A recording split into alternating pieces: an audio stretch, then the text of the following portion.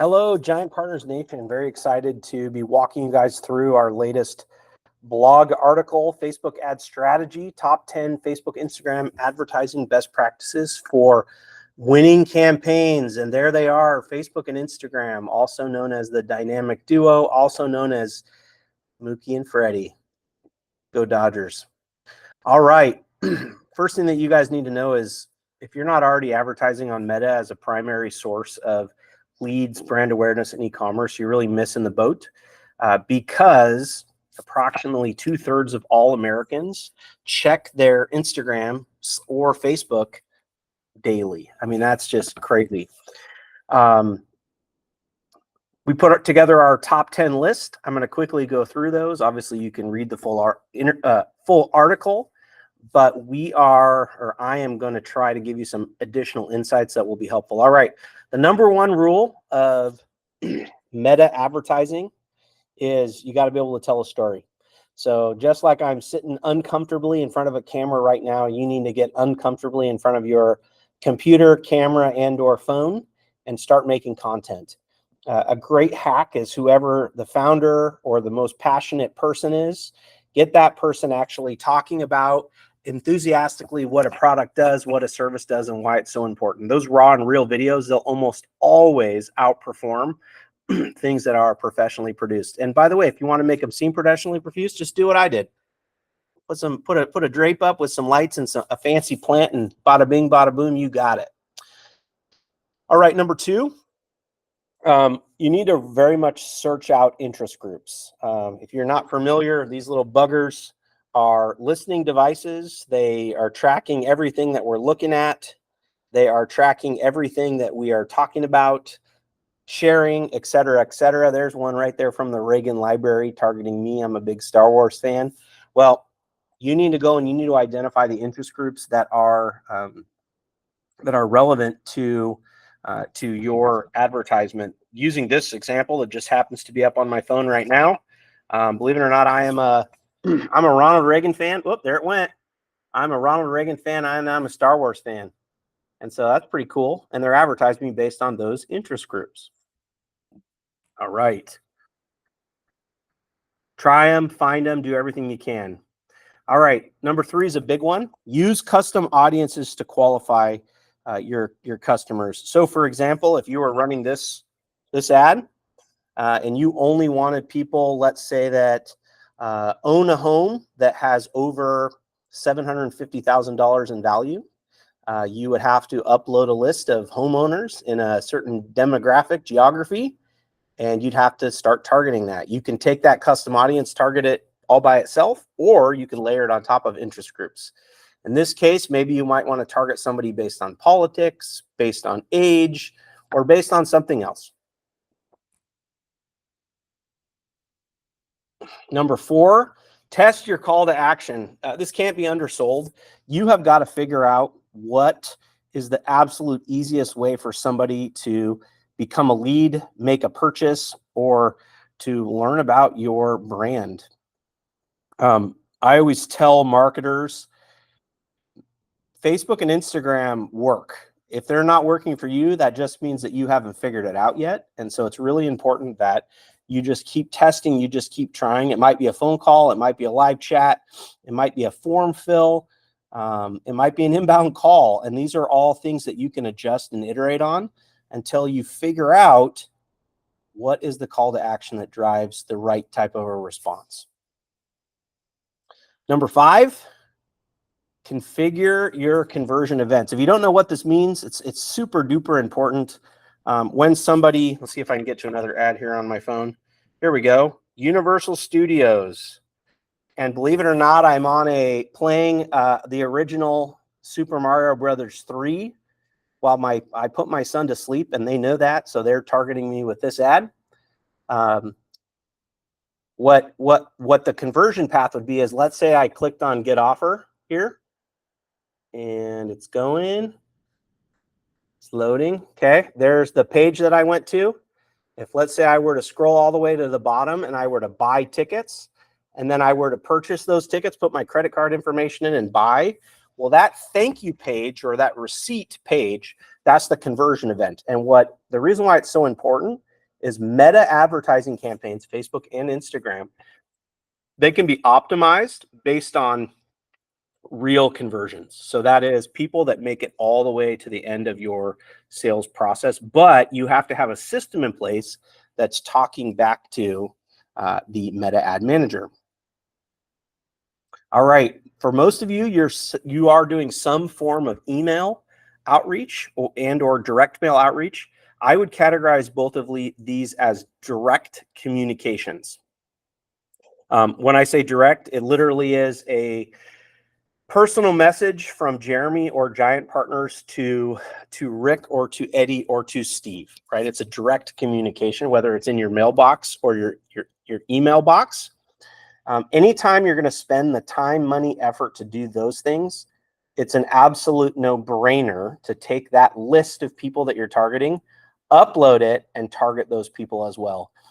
In my career, I've seen as high as a 400% increase in response to email and direct mail when you can time your social media ads accordingly. All right, very, very important to tailor your content to appeal to specific buyer personas. My wife is a high school teacher. I am a professional marketer. And my brother is a very famous photographer, videographer. Well, in reality, our needs, wants, desires are very different. And so it's important that it's important to identify who your primary buyer personas are, and then to design campaigns that specifically appeal to those people. For example, if you wanted to appeal to me, it would be some combination of surfing, golfing, baseball with my kids and quality time. That would be absolutely wonderful, and I couldn't resist it because that is the persona that I currently am most, or that is me as a persona, and those are the types of ads that most appeal to me. All right. I love this persona right here. I want to be this, I don't know how old this guy is, 70-year-old skateboarding grandpa. So cool. All right. Use text message confirmations for booked events. So this is actually something that we don't do very well for ourselves here at Giant Partners, but we've always wanted to, and I've started to see it more and more. The example that I have here on screen is a really cool ad that I got from Mako Paint. That isn't my Volkswagen bus, but I have a Volkswagen bus that is an absolute rust bucket and is in desperate need of some body work and a paint job. And these guys sent me an ad, and all that was on the form was a phone number. So it auto-populated right on my Instagram page. I clicked submit, and then immediately I received back this text message here on screen. It's a big deal if you decide to chase after leads, anybody that fills out a form. And so in this case, they shared with me, hey, this is Mako. Here's our address. Here's my name. Here's the number that I'm going to be calling you back from. Some other really cool things that you can do is put in there like a calendaring link. It's very, very powerful. All right. Number 9, retarget website visitors with exclusive offers. Retargeting is one of the oldest games in the book. The example that I have here is actually a webinar retargeting ad. So for example, if somebody clicks on a social ad or clicks on a link in an email, they go to a website, they go to a landing page, that tracking pixel gets embedded in their browser. Now you can literally float advertisements, both video and pictures, across the Google Display Network, which basically is the entire internet. And you can show these people YouTube in-stream commercials. So this is something that you set up. In this case, person visited a website. Now we want to sign them up for a webinar. And once you have that retargeting pixel onto their browser, you can show them as many ads as you want for as long as you want. And it's very cheap. Lastly, and this is a big one, this is relatively recent, is we want to drive people as much as we can to connect in the moment. I remember, I'm old enough to remember when basically the only type of a lead was a phone call. And then the whole big thing was a form. Wow, you can put a form on your site and somebody can fill it out and you can call them back. Then the next big move was chat. Somebody can go to a website and start chatting. And today in 24, I'm here to tell you that the absolute best way to generate a lead is to have someone click a button and to schedule an appointment. And so what you're really trying to do is you're trying to eliminate the callback problem. And so I would strongly recommend, as you see it here, you know, when somebody comes to your site, they should be able to click a live chat with advisor button, just like you see on our website here. Pop up the little chat bot, and or be able to click a button and to schedule a meeting. By the way, you guys should do that with us to talk about your meta advertising strategy options. All right, a couple of frequently asked questions here that I literally hear every single day. How much do you need to budget for a Facebook, Instagram ad campaign? I always generally recommend at least $100 a day during the testing phase. This gives your campaign enough eyeballs and impressions to see if creatives work, if data targeting is correct, and if the blend and mix of where you're spending your advertising dollars is working.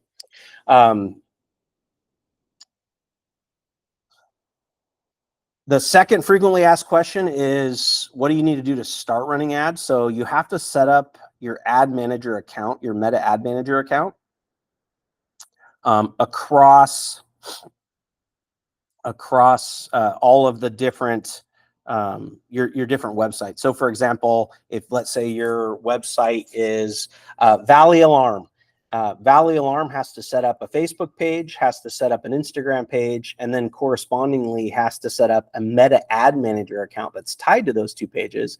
And then you have to put a credit card on file that Meta is going to bill you. Then, depending on your industry, you have to establish your account by spending some small amount.